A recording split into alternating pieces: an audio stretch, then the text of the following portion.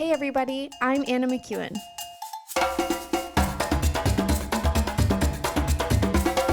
And now for Bob Switzer with the epic narrative. What happened to the lice? Do you remember that? That was from last week.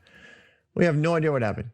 It just, the lice, bugs, gnats, something came and went. They were like dust, covered everybody, super annoying, yada, yada. That's all right. On to the next one.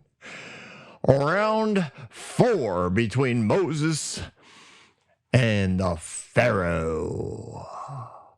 Here we do get a couple shifts in the way things are presented. And again, I don't think God's upping the ante to get meaner. I think he just continues to give Pharaoh the opportunity to see that he's up against a mighty, powerful being of love and light. And he's helping them. Ideally, I think he's trying to help Pharaoh to understand that the beings that he worships and that he spends his time directing people toward, and his priests, look for power from, it's not that they're stupid and don't have any power. It's that they are powerful, but not as powerful as God. Now, I do know that this is really difficult for people who really want God to be in control of all things, including the evil, but we've been through this so many times. And I think that this book continues to help us see what's, the opportunities to ask our questions, which we will continue to do, which is, what if God is good? What if he's actually only light, that he's not dualistic in his being? What if we were just consistent with what God looked like, and he shows up just like Jesus? I know it's crazy. I know it's crazy, but hey, I'm just a podcast. I'm sitting alone in an RV making recordings. I mean, how it's not like you're joining my church or anything. Just ask yourself the question. It's worth it. Nothing else. It's a reasonable thing for you to be able to do if what you believe is so undeniably accurate. Now, for today, I want to look at this. I just want to remember that the people of Egypt have also been under dictatorial rule since Joseph. Now, if you recall season 2, Joseph was the one who moved Egypt from that 10 province/governor rulers, where only one of them was the lead governor, and they would rotate amongst the 10 as to who was the quote Pharaoh, the one who was kind of the lead governor, the one who would call the meetings, the one that would set the agenda, the one that would listen, basically make sure everybody got along. Joseph was the one that changed that, because he started to, he was pulled out of prison by that Pharaoh, and maybe out of gratefulness, and maybe out of just an understanding of how to get things done. He did everything in the name of that Pharaoh. And it says that,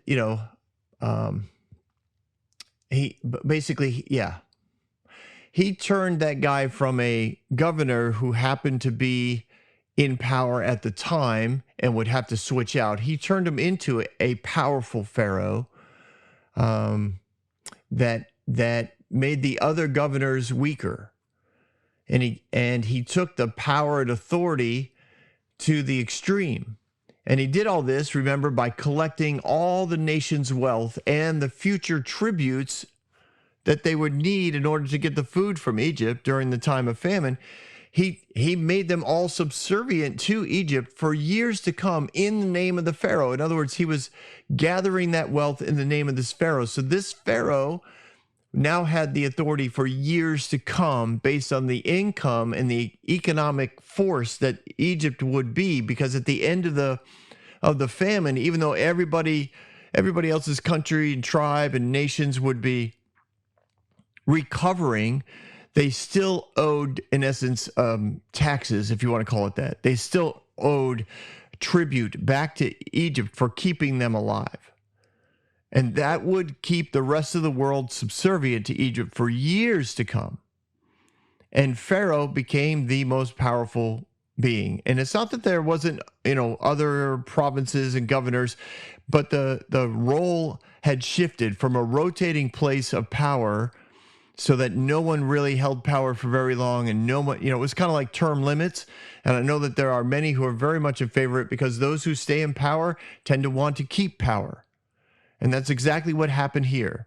The Pharaoh was empowered by the other governors, and then he was empowered by money and influence and authority. And Joseph's the one who did that. Now, I have heard in philosophy courses, right, that the most effective form of leadership is a benevolent dictatorship. Now, I know that there's discussion about that, because could you actually be a loving dictator? Because dictators tend not to give choices. And that's the difference between a dictator and God.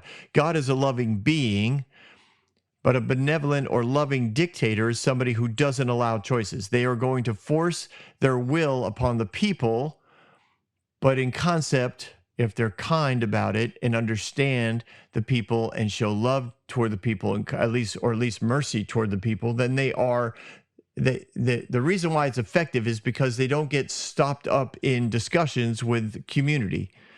You don't get slowed down in having to explain yourself in 15 or 20 different meetings and eventually go through with the idea. And I think, honestly, a lot of churches run this way. I've seen it. I know a lot of businesses run that way. They're not necessarily benevolent, but they are dictatorship. And it's the same with churches. The people up top, or the board that's on top, may be very nice people in and of themselves, but they rule, and nobody really gets a say. Now, there are other churches I know that are run differently. They have congregational churches, or they have family meetings or whatever, and there's voting that takes place, and that honestly can get crazy. I know, I've seen it. So I don't know what the best thing is. I just happen to go off on this little tangent. So thank you very much, Bob, for talking in my ear and saying, get back to your notes. So on with the notes. All right, so that whole group of governors, they lost power hundreds of years ago at this point. But I bring that up to remind us that the Egyptian people also lost that kind of communal rulership, this idea of rotating authority and power, so that nobody held on to power for very long, so that if you didn't like what was going on, you knew that eventually that would get switched out. And when you're in power in that kind of rotation, you know that if you have an idea that really isn't going over well, and you decide you're going to implement it anyway, you know that it's only going to last until you're no longer in power. And then everybody will, in essence, change what's going on. So you might do an experiment and be like, well, I'm going to do it anyways, because I think it's what's best for the country. And then in 3 years or 5 years or whatever, when when so-and-so takes over, if you want to change it, you can change it. But I think it's best for the country. And maybe they let it go. I don't know. But that kind of communal leadership, it doesn't dissolve. It diminishes. It diminishes the power. It distributes it, and it allows the impact of what you want to be communal. It's actually, I like the concept. I really do. And I know that it involves a lot more conversation. I do. It's kind of like a really good discipline of a child involves a lot of conversation, because it's not the behavior you're trying to understand or trying to correct. You're really trying to correct the heart. You're trying to understand what they're thinking. You're trying to understand what they're feeling, so that the behavior becomes something that you can talk about as a circumstance, and you're not talking about the child. The child isn't the one who starts to feel bad about themselves. They understand that their behavior is something that needs to be adjusted, because the idea of community is being broken because of their anger or their selfishness or their violence or whatever, their rage. All right. I know. Anyways, on with the notes. So the Egyptians people, right? they know at this point that they have a ruler who makes all their decisions. They look at their country. Their country is considered a world power, right? They look at their race as Egyptians as something that's superior to other people around, to other countries around. Even if they look and sound the same, it doesn't matter. You're an Egyptian. You consider yourself to be elite, even if you're just a regular old person in Egypt. And the educational system in Egypt is world renowned. Everybody who is anybody sends their children to Egypt to be educated. All the ambassadors, the prime job to get is to be the ambassador to Egypt so your children can go to their schools. The rich merchants send their kids to Egypt for school. It is unmatched, and you can check that out, archaeologically. You can check ancient history. It's known throughout literature and science and math. They are unmatched. Their army is unmatched and basically undefeated. And that goes all the way back to Joseph. Because at Joseph's time, the rest of the world was so decimated because of the famine. And Egypt's wasn't. Egypt was able to maintain their army. So whenever somebody pushed back from paying tribute, Egypt was able to force their tribute. And if they refused, then they would run the country for a while and then eventually put somebody in power there that would pay tribute. Like it's a fascinating thing. The economy of Egypt was moving and could handle some economic turndowns or an occasional famine. Like it was really a powerful country and probably quite beautiful. And it was on its way to what I would call its golden years. It really was. Now, the Exodus, I think, put that on hold for a while, but it was on its way to some amazing shifts in the history of the world. Now, because of all the things that are going on, even with the nation of immigrants that are living in some really nice area of their country, they may be annoying, but probably in some pockets of the Egyptian mindset, it's like, well, they keep to themselves. We can't really operate without them. We've become incredibly dependent upon them, but they don't try to influence us, and they don't try to marry us, and they have their own God that they worship. Like, so that separation kind of worked both ways. For the Hebrews, it became something that they could look to and hang on to and be like, well, at least even if our God put us in slavery, at least we're going to trust the fact that he put us in slavery, and it's not the Egyptians. They still could kind of push back against this idea that they were slaves of the Egyptians, but they were still, slaves. They were still required to pay these taxes of labor in order to stay there and be fed there. And they did that. And I think for, early on in this, they did it willingly. After Joseph died and things started to shift, I think they stepped into it willingly. And we've covered that before. So the Egyptian people, in their own way, they are slaves to the culture of their government. Because it is a dictatorship, they do see the government as the one who provides everything for them. And they see their leader as the one that they need to support, or everything they get from the government would be lost. Now, I'm not saying that the ones who live far away from the Nile feel the same way about their pharaoh as the one who lives right alongside the Nile, close to the seat of power. But if you study, again, archaeology, right, pretty much the Nile is heavily populated, and the fertile soil that extends from the Nile is heavily populated. And then as you get further and further out, it gets less and less populated. So it's one of those demographical things that I like being aware of when this story is being told.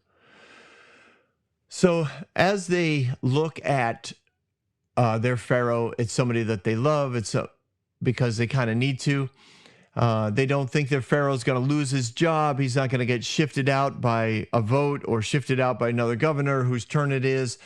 They understand that they are, that their Pharaoh is surrounded by people who support him and sometimes prop him up.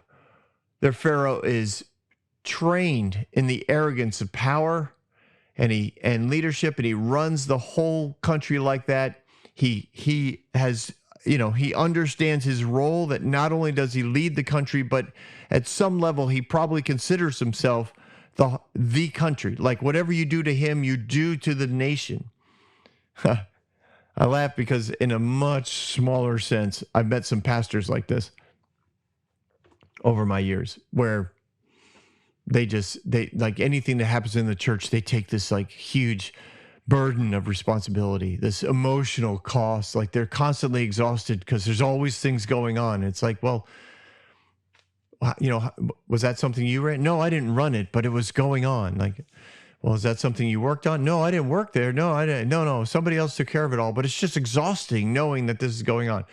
That's the kind of mentality I think sometimes that the Pharaoh has, because everything going on in the country, he takes credit for. Therefore, he's also at some level emotionally connected to it all. Now, he knows, as Pharaoh, as any arrogant person does, we talked about before, he doesn't think he's ever wrong. And if he's ever wronged anybody, it would be to admit that would be absolutely, out of his mind. You'd just be out of your mind to think that he would hurt anybody. And if anybody is hurt by him, clearly that's their problem, not his.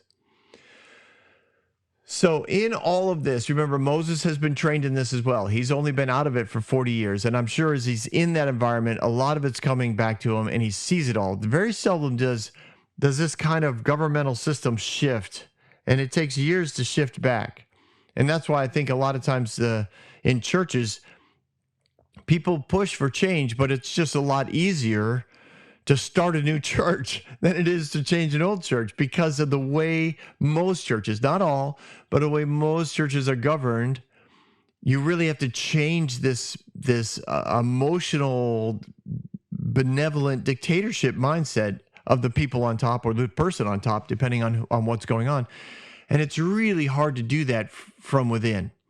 And then when you become a part of the system to try and change it, you're usually quickly marginalized. Not always, but usually you're marginalized because they thought they could trust you, but it turns out you just keep suggesting things that don't go along with what the pastor said he would really like to do, or what the executive board they made it the decision. Now they bring it to you to vote on, and you dissent. Well, that's not the kind of support and loyalty we're looking for. This is the work of God. And here, Pharaoh would feel the same way. He'd be like, nope, this is the work of God. Like, I've already told you what we're doing. This is the work of God. So Moses, I'm sure, is looking around. He sees a lot of this. So he understands. He does understand better than even the Hebrews who have lived there their whole lives. He does understand the way that this system works. And he understands, I think, even more than anyone, what Pharaoh is going through when he's up against this power struggle in the spirit realm. Because Moses hung out with his grandfather. Moses was being keyed in to be a ruler in Egypt. And he understands, like, this is a power struggle. This goes really deep. And that's why I think he's waiting. Like, he waits for the Lord to tell him what to do, because he knows this is not a simple decision that Pharaoh needs to make. We are asking Pharaoh to change a deep level paradigmic shift, to give permission for the Israelites to go outside the borders and worship their God. I mean, that's still the request. It's bizarre. And Moses understands it. He understands it deeply. Now, it says, on with the verses, at verse 20 of chapter 8, then the Lord said to Moses, see again, Moses and God are in this together. They are having, I think, moment by moment conversations, but at the very least, let's call them daily conversations, where God is speaking with Moses, and Moses Moses is interacting with him. And here he gets the call. He says, get up early in the morning. I want you to confront Pharaoh. I want you to go talk to him again. When he goes down to the river, say to him, this is what the Lord says, let my people go so that they may worship me. If you do not let my people go, I will send swarms of flies on you and your officials, on your people, into your houses. The houses of the Egyptians will be full of flies. Even the ground will be covered with them. But on that day, I will deal differently with the land of Goshen, where my people live. No swarms of flies will be there, so that you will know that I, the Lord, am in this land.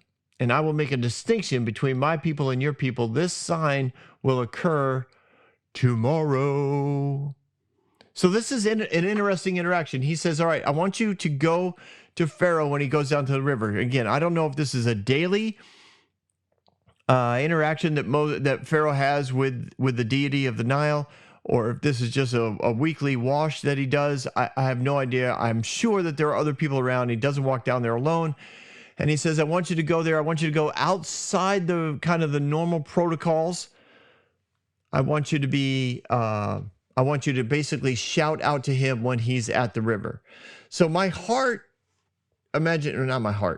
mind's imagination tells me that dignitaries, ambassadors, people who wanted to be around Pharaoh would follow Pharaoh to the river, if nothing else, in order to show their dedication and their commitment, their loyalty to Egypt and to Pharaoh.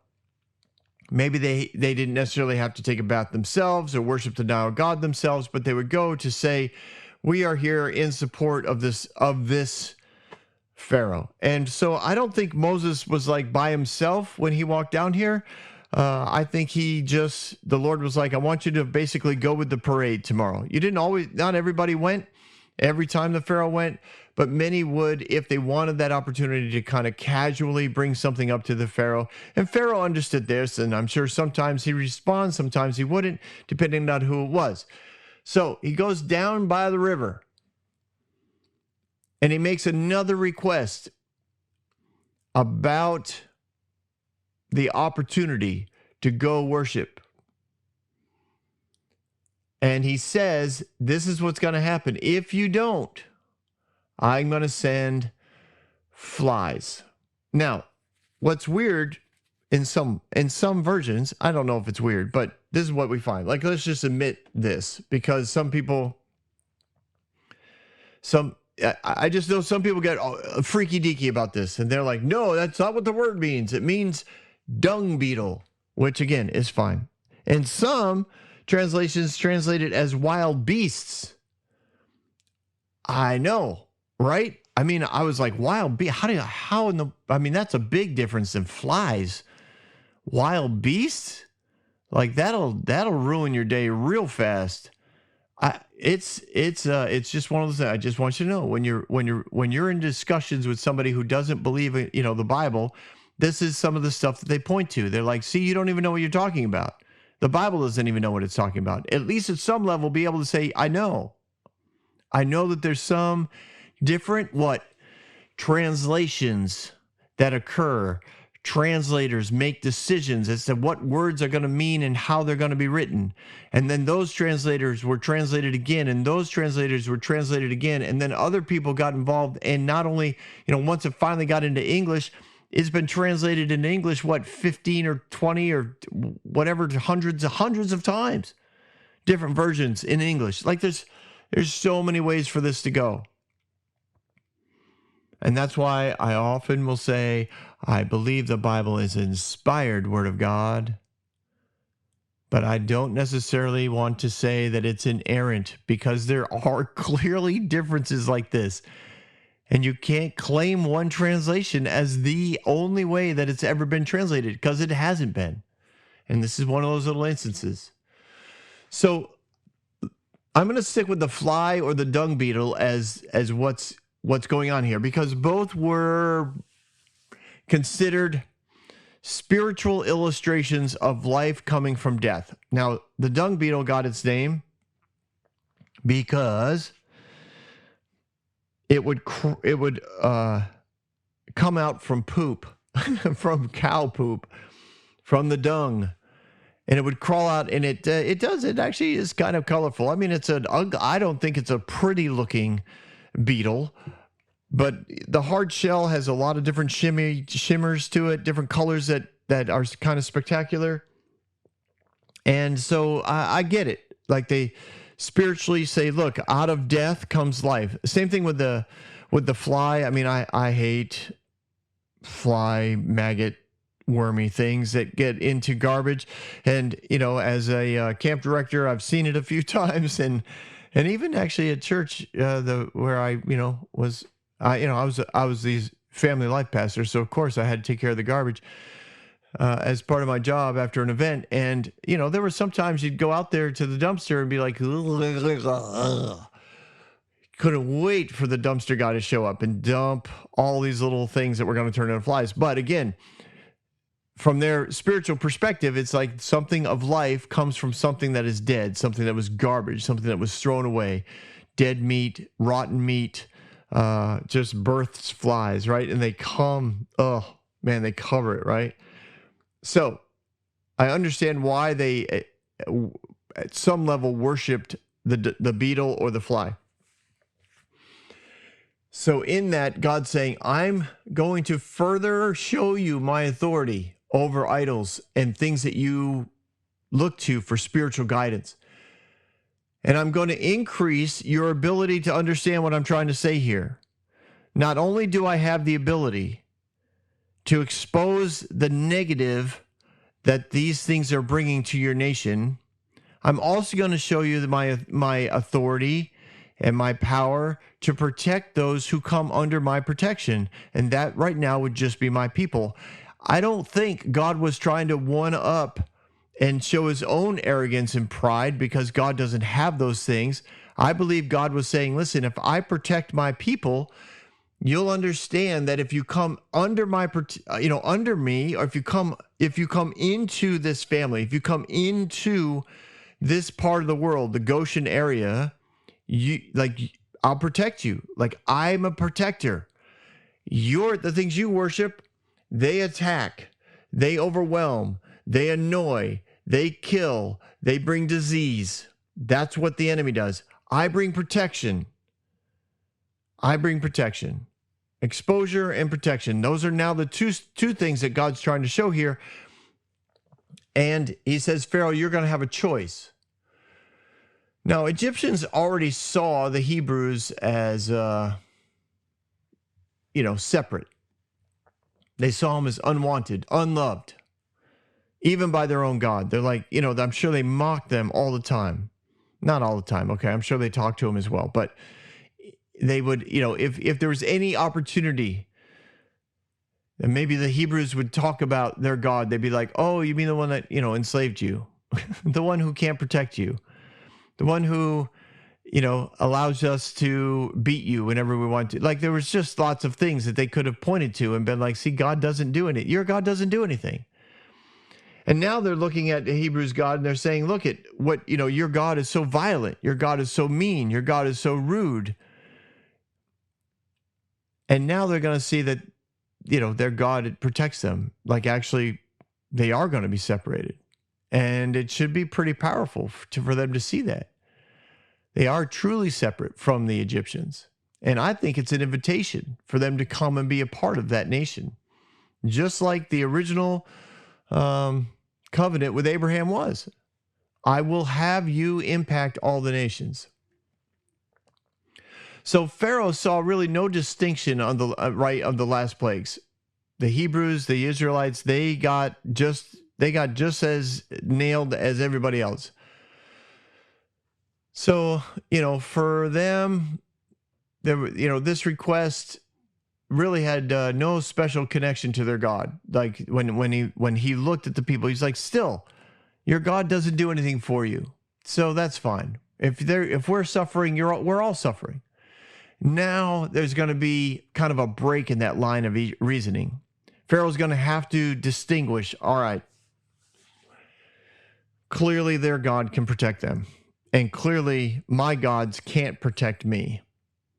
So what are we going to do with this? Now, in verse 24, it says, and the Lord, he says in verse 23, I will make the distinction between my people and your people. This sign will occur tomorrow. So the tomorrow comes. Evidently, Pharaoh, I don't know. We don't have any record really of his response. I don't know if he dismissed what Moses had to say, if he ignored everything he had to say, if he just looked toward Moses as he's yelling at him from the riverbank and just smiled or chuckled to one of his assistants nearby. I have no idea. But then the next day comes and it says dense swarms of flies or dung beetles poured into the Pharaoh's palace, into the houses of the officials, and throughout Egypt the land was ruined by flies. Then Pharaoh summoned Moses and said, please go sacrifice to your God here in the land. So the flies came, or maybe it was, the wild beasts, or maybe it was the dung beetles. I don't know. It doesn't matter. Either way, it says that the land was corrupted. It was ruined. It was destroyed. Something that this particular idol that they worshipped was destructive to the land. Now, the fleas or the gnats, they were annoying. The frogs were just, that was just a horrible plague. But again, they didn't really cause the destruction of things like these did. So something bad happened here. And that's why some people think it is the wild beasts, because the wild beasts were like roaming and running and tearing through things like and destroying things. But dung beetles by the billions could do the same thing. They would suffocate things, they would chew things, they would break things. As far as like the plants, they would animals would literally they would go crazy, and they would we know this from just everyday life. Animals that can't find relief from flies will off themselves.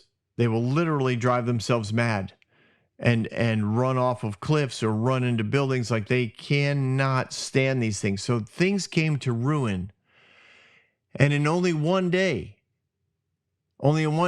Pharaoh calls to Moses. Now, I'm guessing he's feeling the pressure, right? This one was bad. And the fact that not because it wasn't like there was a news show or anything, but those who could see the land of Goshen could tell the Hebrews were not impacted. And legend would say that even if the Hebrews walked out of the land of Goshen, they were still protected from the flies, like a force field was around them. And so I kind of like that legend, just because to me it's just kind of fun to think about it. It may not be true, but so are a few other things we've brought up. But I kind of think this would be kind of an interesting conversation between Moses and Pharaoh if Moses is protected from the flies and Pharaoh isn't. So he's kind of got himself covered, I'm sure, with nets or screens of some sort, and he's got people that are trying to keep the flies off of him. Because when the flies are that thick, every time you breathe, they come in your mouth, and that's just nasty. They crawl up your nose, they're in your ears. It'll drive people crazy. It'll drive people crazy, literally insane. And I'm sure spiritually he's questioning, why are his gods impotent against God, this God of the Hebrews? Like the pressure is mounting on him to do something. The last one, two plagues ago, the magicians were like, we can't keep up. But they belittled God by saying, it's just his finger, don't worry about it. Like, he's just a little God. We'll eventually figure this out. Then the lice came and went, or gnats came and went, depending on what you want to. And again, nothing from the magicians, no wise men, no spiritualists, sorcerers, nothing. This one, again, nobody's able to protect him. They can't bring incantations to match what God's doing in Goshen or to the Israelites. It's a really wild place for him to be in. And so he calls in Moses. And he says, all right, go sacrifice to your God. but stay here in the land. Now, that request doesn't seem that unreasonable at first, right? He's like, Moses is like, well, that's not, no, we can't do that. The sacrifices we offer to the Lord our God would be detestable to the Egyptians. And if we offer sacrifices that are detestable in their eyes, they'll kill us. They'll stone us, right? We must take a 3-day journey into the wilderness and offer sacrifices to the Lord our God as he commanded. Now, Pharaoh knows this to be true. He does. He knows that if they go and start sacrificing lambs and goats and sheep and birds, all of these things are a lot of them at least, are considered gods to the Egyptians. They don't sacrifice these things. They're under governmental protection. They're under spiritual protection.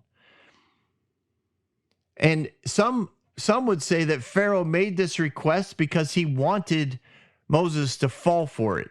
He wanted him to. Pharaoh wanted to be able to say, well, I gave him an option, but he wouldn't take it. So I'm the good guy here. Moses is the one who's causing all these problems because I tried to work with him. He wasn't reasonable. And Moses is like, listen, I'm not going to fall for this, Pharaoh. I'm not going to play politics. If we go somewhere in the borders of Egypt and we start sacrificing animals that you hold sacred, your people will kill us. You know this. I mean, that's basically what he says. You know this. We have to go 3 days into the wilderness. And Pharaoh's like, all right, fine. I will let you go offer sacrifices to the Lord your God in the wilderness, but don't go very far. In other words, stay very close to the border where I can keep an eye on you. And as soon as you leave, I pray. Moses says, as soon as I leave you, I will pray to the Lord. And tomorrow, and I think that's kind of a throwback to when Moses let Pharaoh decide when the frogs were going to go, remember? And Pharaoh was like, tomorrow. He's like, all right. So he kind of sets the standard. He's like, so tomorrow I will pray, and the flies will leave, and Pharaoh and his officials and his people. Only let Pharaoh be sure, do not lie to me again by not letting the people go offer sacrifices to the Lord. Then Moses left Pharaoh and prayed to the Lord, and the Lord did what Moses asked, and the flies left Pharaoh and his officials and his people, and the flies, but not a fly remained. But this time also the Pharaoh hardened his heart and would not let the people go. So Pharaoh agrees, but he asks, please don't go that far, right? Moses basically says, I have no problem praying for the flies to leave, but please don't lie to us again, because that is, it's just not appropriate. Like you're causing more trouble. Why? Because the enemy gets, every time we behave in the character of darkness, lying, pride, lust, like anything, greed, all that stuff, it empowers the enemy. It makes him more powerful. And I think Moses' request isn't like, listen, I'm tired of you lying to me, bro, and I'm going to come at you. You do that again. It's like, listen, Pharaoh, you need to stop lying because you're literally making it worse for yourself. Look, we're protected. Our God's going to take care of us. You've unleashed something. I don't think you want to make this worse. Stop lying. And Pharaoh's like, I promise. Oh, yeah, I won't lie. So Moses prays the next morning. All the flies leave the country, which I'm sure had to look spectacular. And Moses, everybody's happy. Pharaoh decides, I'm not going to let you go. Why? Why would he do that? Was he arrogant? Yes. Was he ignorant? I think so. I think in his pride, he had lost sight and lost insight as to what he was actually causing. And I have to ask myself every time, like, what if Pharaoh had kept his word? What if he had said, no, guys, I promised them they could go. If the flies disappeared, they kept up their end of the bargain. I'm going to keep up mine. But like any prideful person, right? They don't consider breaking the word as something of breaking their word. Because I'm sure Pharaoh looked at this and thought, no, I don't have to follow through on what I said because I still told you what to do. So you are still a servant of me. But if he had kept his word, like literally, think about it. Just for a moment. We'll take a moment of silence. No, I'm only kidding. Think about that opportunity. They get to go worship. They sacrifice to God. And they do it very close to the border, like requested. And the people of Egypt, the officials that are watching them, the armies that are watching them, the Pharaoh that is watching them, they see what the presence of God can bring. They see supernatural activity going on. They see power and love. They see unity and freedom. It could have literally rocked the world. But he didn't. Did Pharaoh feel trapped? Maybe. Did he think that, it would, Moses would look like he's in charge if I say yes?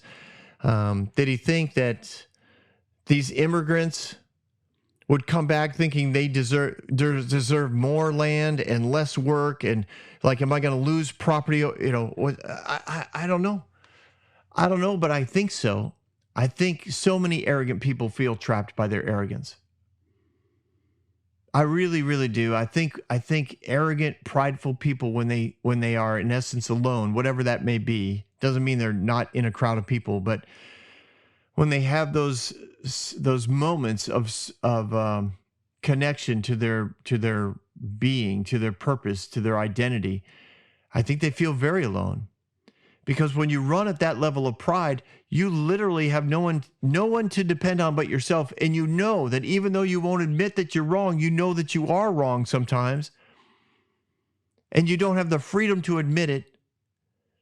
You don't think you do anyways. And in that entrapment, you're entrapped by your own victimization and pride. It's a horrible bondage. And I wonder if when he said no to Moses, if he said, no, you actually can't go. I wonder if he said it and then he turned around and wished with all his true self, he wished he could have said yes. I wonder if he said, no, you can't go, and thought to himself, I have no other choice. Because that's what the enemy loves to do. He loves to make you think you have no other choices.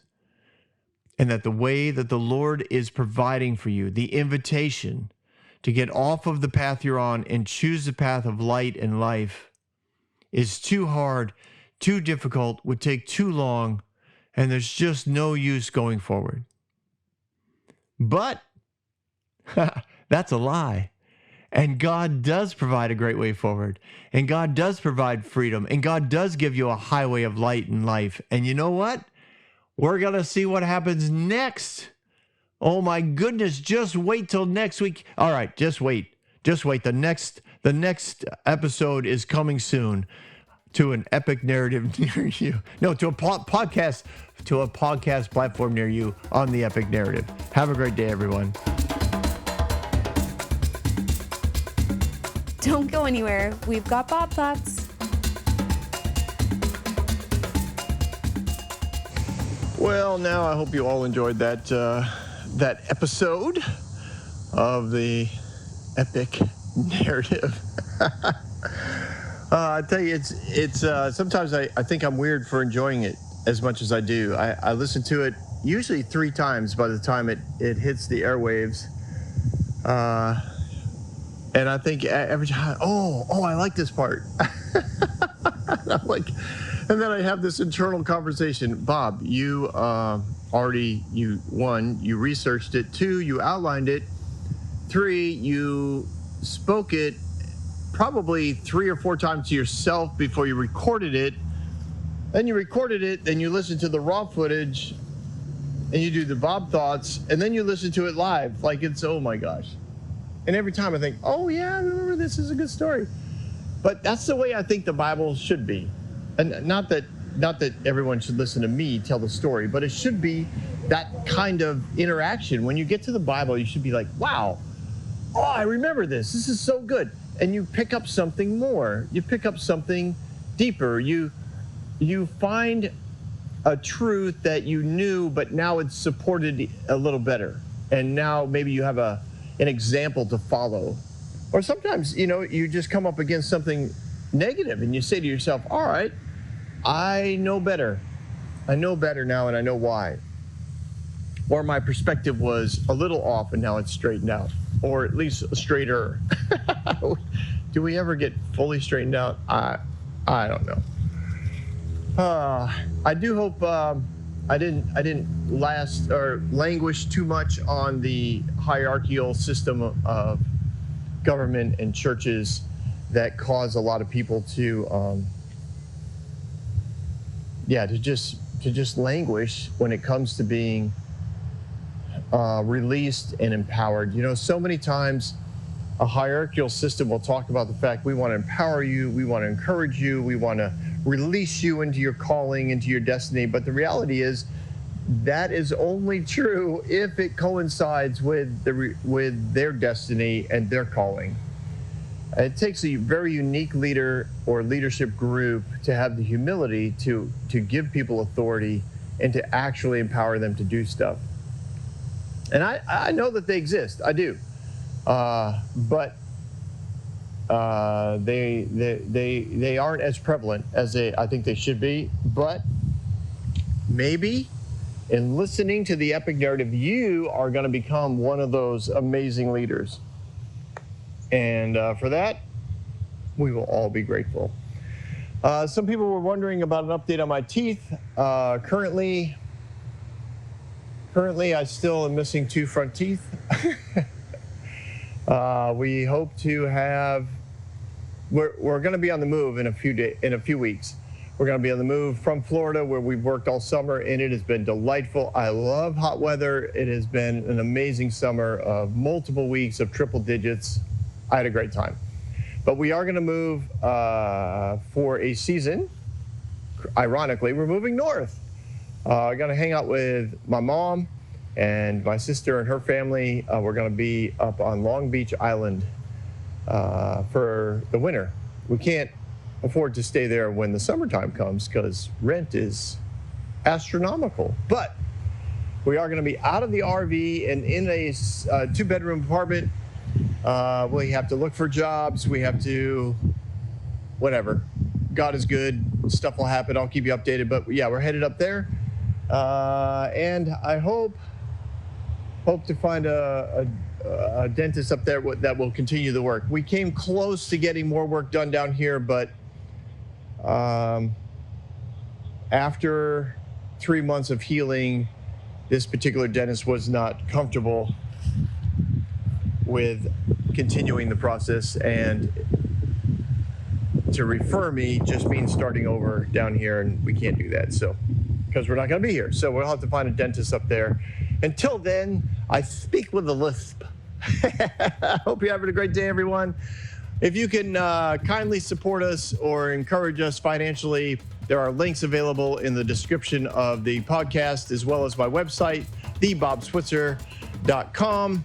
I hope you have a fabulous day, and I look forward to hearing from you and letting you hear me next week on The Epic Narrative.